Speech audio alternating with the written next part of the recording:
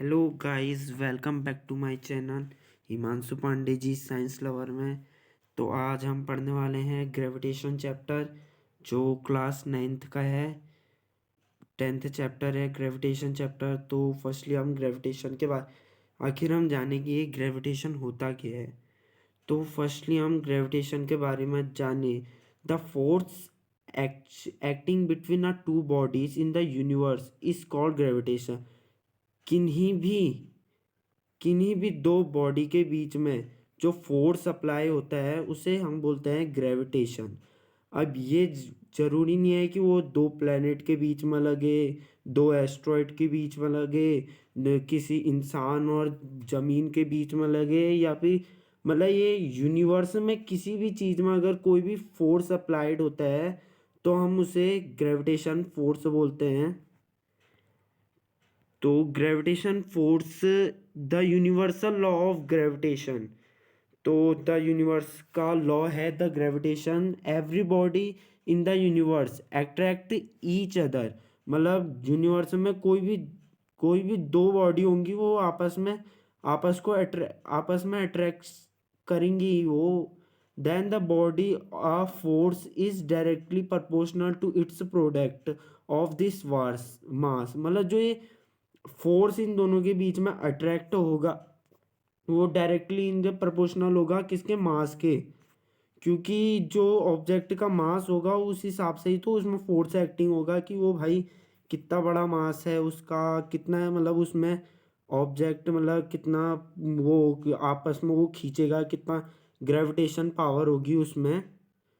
तो वो सब मतलब क्या कहते हैं, उसके मास पर डिपेंड करेगा। And the indirectly proportional to its square of distance. तो जो फोर्स है हमारा वो इनडायरेक्टली प्रोपोर्शनल है, मतलब जो डिस्टेंस है, डिस्टेंस बढ़ेगी तो फोर्स ही भाई कम होना मतलब जाहिर है, और फोर्स बढ़ेगा तो डिस्टेंस कम होगी। अब इसका अंदाज़ा आप मैग्नेट से लगा सकते हैं। मैग्नेट की हम बात करें तो आप मैं दो मैग्नेट की जितनी ज़्यादा डिस्टेंस को, मतलब उसके बीच की जितनी दूरी होगी उसको अगर जितना मतलब वो दूर करते जाओगे तो उतना मतलब वो उसका फोर्स पर भी तो असर पड़ेगा उसका, मतलब वो जितना दूर करोगे उतना कम फोर्स लगेगा। वही मतलब यूनिवर्स में भी वही चीज़ है कि जैसे क्या कहते हैं, वो अगर अलग अलग हो, ज़्यादा दूर हो जाएगा तो फोर्स की मात्रा कम हो जाएगी। तो इसमें न्यूटन बाबा ने हमने लॉ दिया था द यूनिवर्सल कांस्टेंट। मतलब ये इससे पहले एक कल्पर लॉ भी था जो मतलब सीबीएसई की बुक में है, इस बुक में नहीं है। तो the universal law of gravitation दिया था हमें न्यूटन भैया ने। न्यूटन ने दिया था और उसने क्या कहा था, मतलब जो हमने अभी बताया आपको, जो दो बॉडी हैं वो आपस में अट्रैक्ट करेंगी, मास पर डिपेंड होगा। तो फर्स्ट फॉर्मूला हमारा यही हो जाता है, F is directly proportional to its mass. अब मास किन का, उन दो बॉडी का। अब ज़्यादा जिसका मास होगा उसे हम कैपिटल एम में, और छोटा जिसका होगा छोटे एम में करेंगे। तो और दूसरा था force is indirectly proportional to its distance. अब डिस्टेंस पर हमने जैसे बताया था। तो भाई इसने इन दोनों को मिला दिया है, आपस में क्या कह रहा है, इन दोनों को मिला दिया है, इन दोनों को इसने मिला दिया है। और उसका फॉर्मूला तो मतलब इससे अभी बनता नहीं है। तो force is indirectly proportional to m1 m2 upon distance का स्क्वायर। अब भाई यहाँ पर एक ही है, इसके बदले में कुछ ना कुछ हमें इसमें इंक्लूड करना पड़ेगा, तभी ये प्रोपोर्शनल का साइन हम यहाँ से हट जाएगा। तो हम इसकी जगह में रखते हैं कैपिटल जी को रखते हैं हम इसकी जगह में। अब देखने की बात यह है कि कैपिटल जी है। अब इसने न्यूटन थे, इन्होंने मतलब पूरे यूनिवर्स के लिए एक ही कर रखा था कि भाई पूरे यूनिवर्स में यही माना जाएगा कि कैपिटल जी की वैल्यू इतनी ही होगी। तो ओवरऑल मतलब वो 6 पॉइंट कितना कितना आता है उसे करा है 6.7 इंटू 10⁻⁻11। अब इसका है newton metre square upon KG square. ये इतना बड़ा इसका फॉर्मूला है, मतलब ज़्यादा बड़ा नहीं है, ये नोटेबल चीज़ है, क्योंकि अधिकतर मतलब अभी नौका है, अभी आगे के एग्ज़ाम होंगे उसमें भी मतलब ये पूछा जा सकता है, मतलब यूनिवर्सल लॉ ऑफ ग्रेविटेशन का वो क्या है, क्या कहते हैं, उसकी वैल्यू कितनी है, तो ये भी उसमें पूछा जा सकता है। अब देखने की बात है कि इसका इम्पोर्टेंस क्या है, कि the universal law of gravitation का इम्पोर्टेंस क्या है। अब देखते हैं the force that the binds us to the earth. अब भाई जो चिड़िया उड़ी हैं, चिड़िया उड़ी है आसमान में, चिड़िया ऐसी तो नहीं लग रही, चिड़िया ही है ये आसमान में उड़ी है। अब इसमें पृथ्वी कुछ ना कुछ तो फोर्स अप्लाई कर रही होगी। अबे ना भाई, ये उड़ रहा है तो कहीं आसमान में गायब थोड़ा ना हो जाएगा, आसमान में ही तो रहेगा। तो खींचे रख रही है उसको कि मतलब कोई भी ऑब्जेक्ट मतलब पृथ्वी से दूर ना जा सके। और अगर आपको दूरी जाना है तो इसकी इसके वेलोसिटी होती है 11.7 मीटर पर सेकंड। इस रफ्तार से किसी भी चीज़ को आप आसमान की तरफ को फेंकोगे तो भाई ये escape वेलोसिटी है, वो फिर पृथ्वी में वापस नहीं आने वाला वो इंसान, क्योंकि 11.7 मीटर पर सेकंड की स्पीड से, अब मीटर हो गया ये सर, किलोमीटर था ये, ना किलोमीटर नहीं मीटर ही था, मीटर की स्पीड से अगर आप किसी को फेंकोगे तो वो वापस ज़मीन में नहीं आने वाला। क्योंकि जो अधिकतम रॉकेट्स और जो भी मतलब बड़ी बड़ी चीज़ें होती हैं ये उनमें अप्लाई होता है। हाँ अभी मैंने देखा ये किलोमीटर था, हाँ 11.7 किलोमीटर पर सेकंड की स्पीड से हम अगर फेंकेंगे तो वो स्केप हो जाएगा। तो ये था importance of the universal law of gravitation. तो सेकंड है इसमें the motion of the moon around the sun. अब भाई मोशन है ये, घूमते रहेगा, क्या कहते हैं पृथ्वी पर, पृथ्वी भी उस पर फोर्स लगा रही है। अब भाई वो क्या कहते हैं मून भी फोर्स लगा रहा है, मून के पास भी तो कुछ ना कुछ उसका ग्रेविटेशन होगा। तो डिस्टेंस के अकॉर्डिंग उसका फिक्स ग्रेविटेशन है कि वो पृथ्वी के पकड़े रख रही है। अब पृथ्वी का ज़्यादा ग्रेविटेशन होने के कारण मून को वो घुमा रहे हैं, तो वो अपने चारों ओर घुमा रहा है। तो मतलब इसका फुल एक्सप्लेनेशन 11th में है, अभी खाली इतना ही बता रखा है। तो ये था इसका मतलब importance of gravitation of clipper था। ये तो खैर उसमें नहीं है, एनसीईआरटी में नहीं है ये। तो अब हम बात करते हैं, नेक्स्ट टॉपिक है इसमें फ्री फॉल।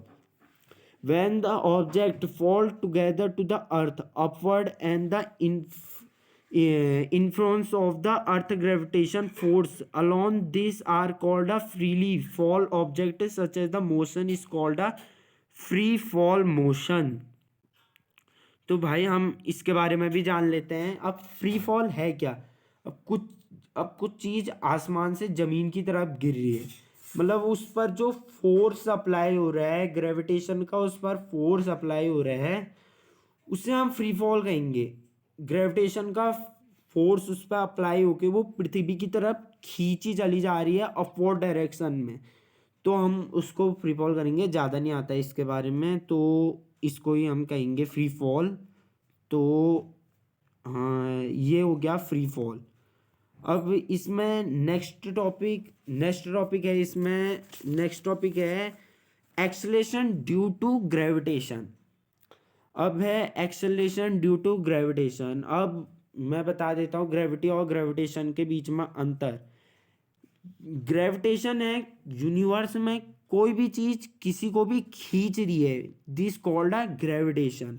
और अगर अर्थ जिस चीज़ को खींच रही है उसको हम क्या नाम देते हैं, ग्रेविटी। किसी भी चीज़ को मतलब वो अर्थ खींच रही है ना, उसे हम ग्रेविटी बोलते हैं। तो थोड़ा सा इसके बारे में जान लेते हैं एक्सेलरेशन ड्यू टू ग्रेविटेशन के बारे में। Force due to the earth action when will be a change there magnitude of velocity. मतलब ये कहना चाहता है कि due to the earth acting on will be a change is magnitude of velocity. तो ये कह रहा है कि earth acting this we to change a magnitude of velocity, मतलब जो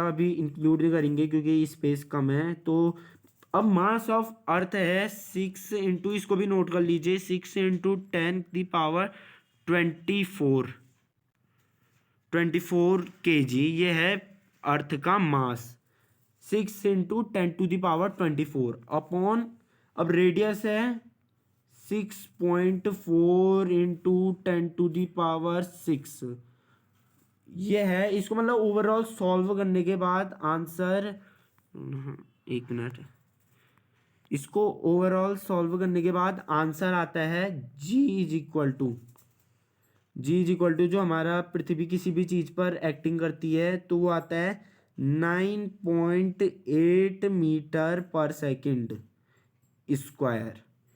अब पृथ्वी में कुछ भी चीज़, मतलब कुछ भी आसमान से, धरती से, कहीं से भी मतलब अप्लाई होगा, वो स्पीड, उसकी कांस्टेंट स्पीड है 9.8 मीटर पर सेकंड। अब does not depend on mass. G is equal to, तो फोर्स हम निकाल देंगे क्योंकि उसका मास होगा, मास G तो हमको मिल गया, कितना फोर्स अप्लाई कर रहा है वो पृथ्वी उस पर, तो ये मास। अभी मास और वेट पर इसके बाद ही है, मैं बताता हूँ मास मतलब मास और इस पर मतलब डिफरेंस क्या होता है, तो ये भी बताता हूँ अभी तो उससे पहले एक टॉपिक है equation of motion for free fall. अब इक्वेशन ऑफ मोशन होगी फ्री फॉल पर।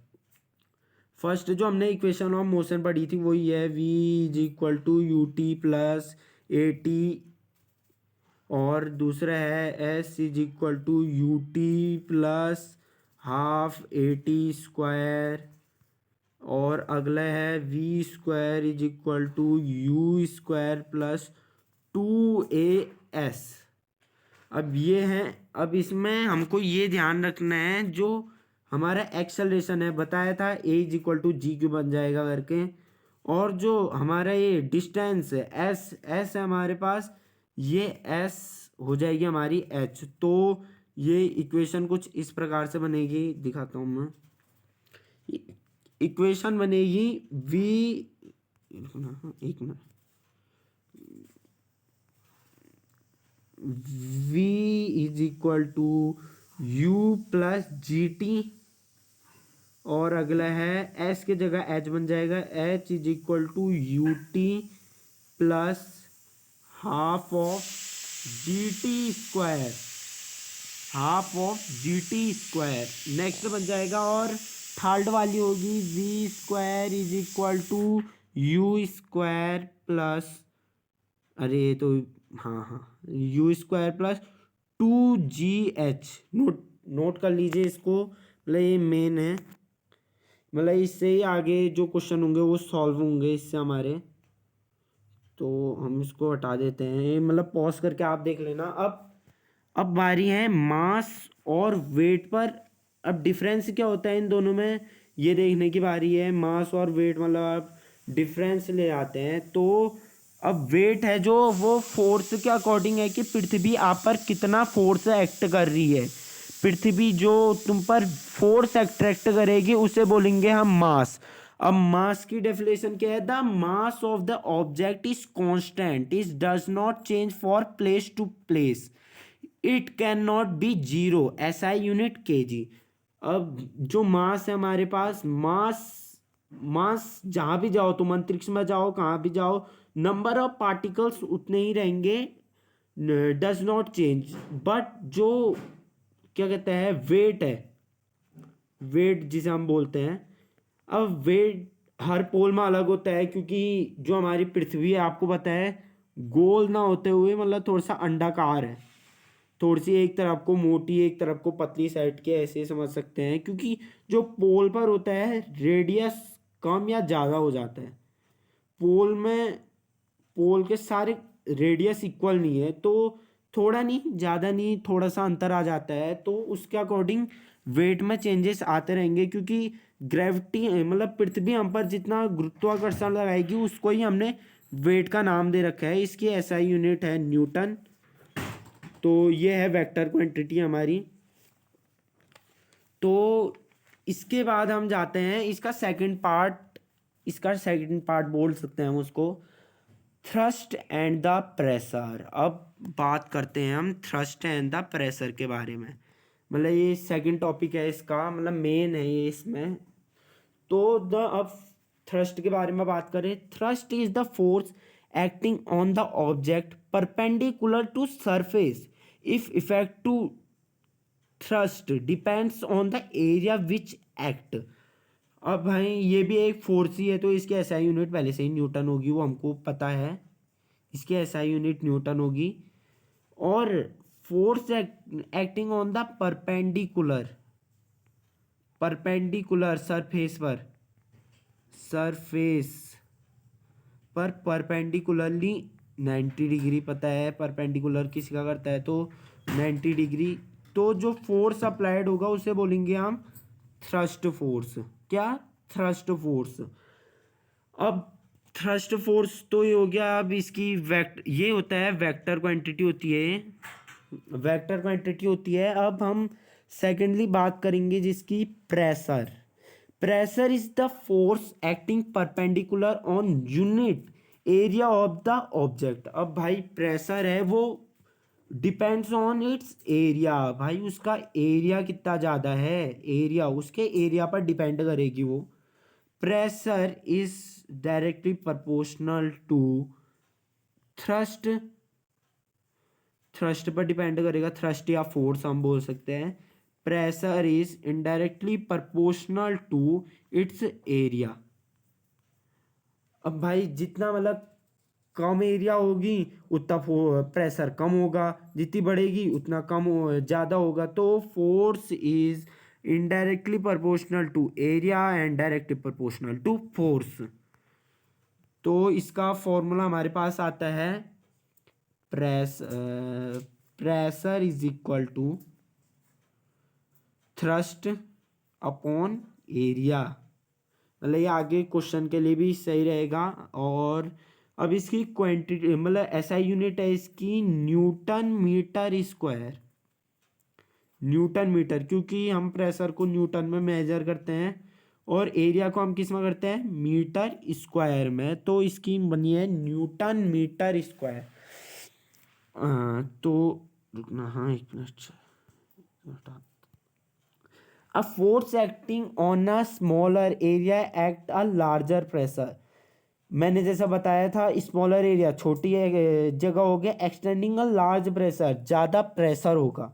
When the force acting on the large area extend a small pressure, और लार्ज एरिया पे वो होगा तो प्रेशर अपने आप कम हो जाएगा। तो यही है थ्रस्ट एंड द प्रेशर का। तो एक चीज़, हाँ तो एक चीज़ मैं उसमें भूला था, weight and the object of the moon and earth, जो पिछला टॉपिक था हमारा ग्रेविटेशन। तो उसमें जो क्या कहते हैं, पृथ्वी पृथ्वी में जो weight of moon is equal to weight of earth upon 6, मतलब जो चीज़ यहाँ जैसे 60 किलो की है, मून में उसका वेट होगा 10 kg, क्योंकि छठा हिस्सा हो जाता है उसका। क्या कहते हैं, जैसे लोगों को फॉर्मूला लिख देता हूँ मैं। W E =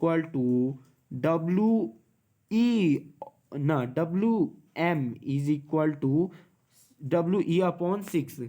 अब ये है E मतलब अर्थ हम जानते हैं, और M हमारे पास आ जाता है मून। तो बंदा यहाँ 60 किलो का होगा, वहाँ जाएगा 10 किलो का हो जाएगा हमारा ना, 6 गुना कम हो जाएगी उसका। तो ये था उसके बारे में, तो हम इसको हटा देते हैं अभी, रुकना। हाँ, तो अब हम बात करते हैं pressure in fluid. In a liquid of और अ ग्लास फ्लूइड, मतलब लिक्विड की बात करें या फ्लूइड की बात करें, जिसकी भी बात करें, मतलब जो तरल है, तरल की बात करें तो जो प्रेशर, जैसे हम किसी भी चीज़ को, ऑब्जेक्ट को, हम जैसे पानी की केतली है ये, इसमें हमने पानी भरा है बहुत ज़्यादा, इसमें अगर हमने जैसे पत्थर फेंका तो यहाँ पर इसका मास होता है वो कम हो जाता है।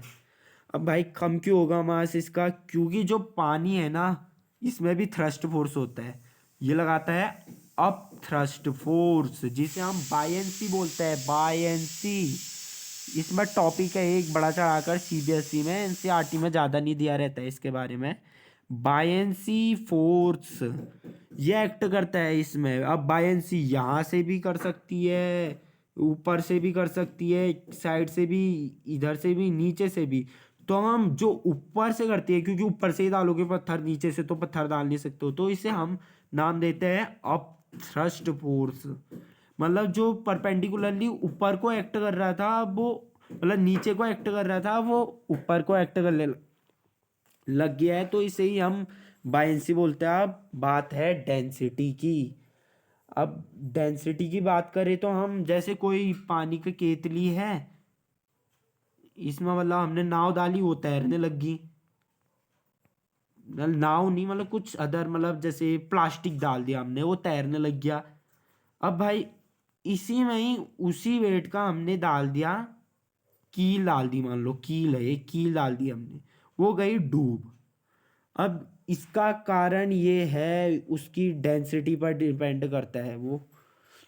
तो उसकी डेंसिटी पर, वो रिलेटिव डेंसिटी इसका होता है, मतलब ये हम निकालते हैं वाटर के अकॉर्डिंग, क्योंकि जो होता है हम ज़्यादातर वाटर में ही करते हैं, फिर और चीज़ों में कहाँ करते हैं। तो उसके ही अकॉर्डिंग हम किसी भी चीज़ की डेंसिटी निकालते हैं, रिलेटिव डेंसिटी निकालते हैं हम उसकी। तो density is equal to mass upon volume होता है। मतलब आपको निकालना है तो इसका फॉर्मूला, रुकना, इसका फॉर्मूला होता है, रिलेटिव डेंसिटी का फॉर्मूला होता है D = मास अपॉन वॉल्यूम। डेंसिटी का ये है फॉर्मूला। अब हम इसमें ही अगली चीज की बात करें, तो अगली चीज इसमें है व्हेन, अब रिलेटिव डेंसिटी, उससे पहले रुकना, आर्किमेडिक प्रिंसिपल है इसमें। आर्किमेडिक प्रिंसिपल कोई स्कूल का प्रिंसिपल नहीं है, ये उसके सिद्धांत है, मतलब आर्किमेडिक के सिद्धांत। तो आर्किमेडिक जी ने, आर्किमेडिक जी ने रुकना है। आर्कमेडिक जी ने हमें बोला था जैसे केतली है, मतलब ये उसका ही, मतलब ये आफ्टर बिफोर का हो गया, ये दो केतली नहीं है, एक ही केतली है। इसमें अगर आप कुछ चीज़ डालोगे, इसमें है पानी, और इस जहाँ पर पानी है वहाँ पर से हमने एक मतलब पाइप टाइप की लगाई है, यहाँ पर पानी जमा हो रहा है, ऐसे पानी आ रहा है, यहाँ से पानी जमा हो रहा है इसमें। जैसे हमने इसको इसमें डाला, ये यहाँ से पानी है वो यहाँ होते हुए इसमें चले जाएगा। तो the weight of a displace water, भाई इसका जो वेट होगा इसके वेट के बराबर हो ये जरूरी नहीं है बायएंसी फोर्स के अकॉर्डिंग, क्योंकि ये लोहा होगा तो ज़्यादा, भाई इतना कर रहा है तो वाटर का मतलब कम हो जाएगा। मतलब ये नहीं कह सकते कि इसका वेट इक्वल होगा, बस हम ये कह सकते हैं जितनी ये डिस्प्लेस वाटर की एरिया है उतनी ही इसकी एरिया होगी। तो ये है इसका। तो हम अब बात करते हैं रिलेटिव डेंसिटी की। Relative density according to water लगाई जाती है, अकॉर्डिंग टू वाटर उसे डिलेट किया जाता है। तो रिलेटिव डेंसिटी ऑफ सब्सटेंस कैसे निकालें हम, ये ज़्यादा मतलब सवाल रहता है। तो रिलेटिव डेंसिटी ऑफ सब्सटेंस वो ऐसे निकलता है, डेंसिटी ऑफ सब्सटेंस, भाई हम अब उसका होगा तो डेंसिटी का फॉर्मूला भी बताया था। तो डेंसिटी ऑफ सब्सटेंस, अब जिसकी डेंसिटी ऑफ सब्सटेंस एस लिख देता हूँ, एस अपॉन, अब हम किसके अकॉर्डिंग निकालने हैं, वो वाटर में अगर वो डूबेगा नहीं डूबेगा तो उसकी relative density city of water, ये होगा उसका अगला नेक्स्ट वाला। तो इससे हमारी निकल जाएगी रिलेटिव डेंसिटी। इसके मैंने पहले नोट्स बना के भेजे हैं, तो अभी हम ये रिलेटिव डेंसिटी इसका लास्ट टॉपिक था, तो ये चैप्टर हमने मतलब एक्सप्लेन भी कर दिया है। तो अब हमारे चैनल को like share subscribe and comment, और जिसको भी ज़रूरत होगी इसका मतलब फुल एक्सप्लेनेशन तो अभी करा दिया है, तो जिसको भी मतलब अगर ज़रूरत होगी तो बता सकता है हमको। हम नेक्स्ट चैप्टर जो वर्क एंड एनर्जी है उसके भी नोट्स तैयार कर दिए हैं, उसका भी एक्सप्लेनेशन कर देंगे। तो अभी के लिए इतना ही। Thank you, have a nice day.